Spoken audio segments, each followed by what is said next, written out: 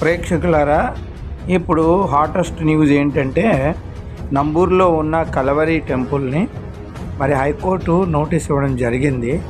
ఎందుకంటే మరి ఏ పర్మిషన్ లేకుండా వాళ్ళు కట్టారంట. అందుకే దాన్ని పాస్టర్ సతీష్ కుమార్ 4 వారాల్లో రిప్లై ఇవ్వమని హైకోర్టు చెప్పింది. మరి అది పర్మిషన్ లేకుండా కట్టారంట. ఇలాంటి చర్చిలు అనేక చర్చిలు ప్రజెంట్లీ గవర్నమెంట్ మూసేస్తూ ఉంది. మరి ఇలాంటి జరగకూడదంటే ఎవరు కూడా పర్మిషన్ లేకుండా కట్టకూడదండి. ఓకేనండి, ఈ వీడియో చివరి వరకు చూసి మీ ఒపీనియన్ తెలియపరచండి. ఇది అందరూ పాస్టర్లకి, సేవకులకి, క్రైస్తవులకి చాలా ఇంపార్టెంట్ న్యూస్.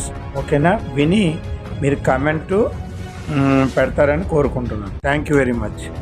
వీడియో మాత్రం చివరి వరకు చూసి మీ అభిప్రాయం తెలియపరచండి. నాయకుల అండదండలతో కల్వరి టెంపుల్ నిర్మిస్తున్నారని అడ్వకేట్ వాదించారు.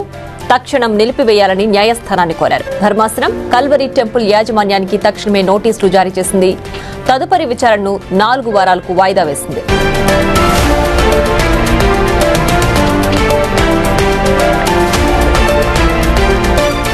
ఇంటికి మరింత సమాచారాన్ని మా ప్రతినిధి శివ అందిస్తారు. శివ, ఈ అంశానికి సంబంధించి అప్డేట్స్ ఏమున్నాయి?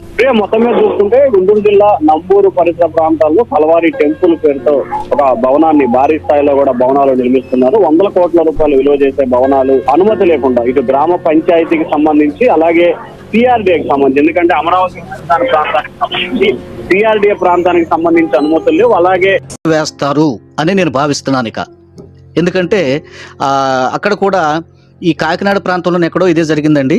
దానికి కూడా మూతలు వేసేసారు. ఏదో రీజన్ బట్టి కలవరి టెంపుల్ మూతలు పడిపోయిందని ఆ మధ్య వార్తా కథను చూసాము. కర్నూలులో కూడా వివాదం నడుస్తుంది. అట్లాగే ఇప్పుడు గుంటూరులో కూడా వివాదం నడుస్తుంది. దీన్ని బట్టి కలవరి టెంపుల్ సతీష్ గారు ఒకసారి ఆలోచించండి.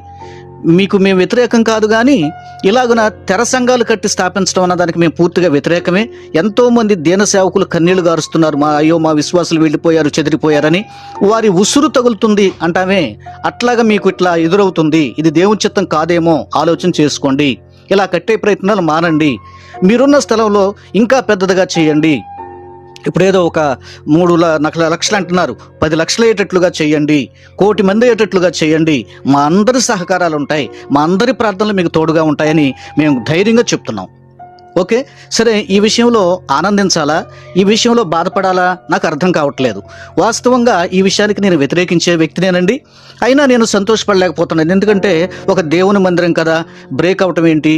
బ్రేక్ అవుతుందేమో, ఖచ్చితంగా చేస్తారని నేను భావిస్తున్నాను. సో కనుక ఈ విషయాల్లో నాకు కాస్తంత విచారంగా ఉంది. సరే, ఇది ఒక విధంగా న్యాయమే అని కూడా అనిపిస్తుంది. ఓకే, దీని మీద మీ అభిప్రాయాలు తెలియచేయండి. Thank you. గాడ్. రాజకీయ నాయకుల అండదండలతో కల్వరి టెంపుల్ నిర్మిస్తున్నారని అడ్వకేట్ వాదించారు.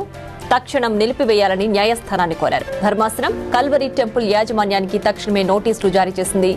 తదుపరి విచారణను 4 వారాలకు వాయిదా వేసింది.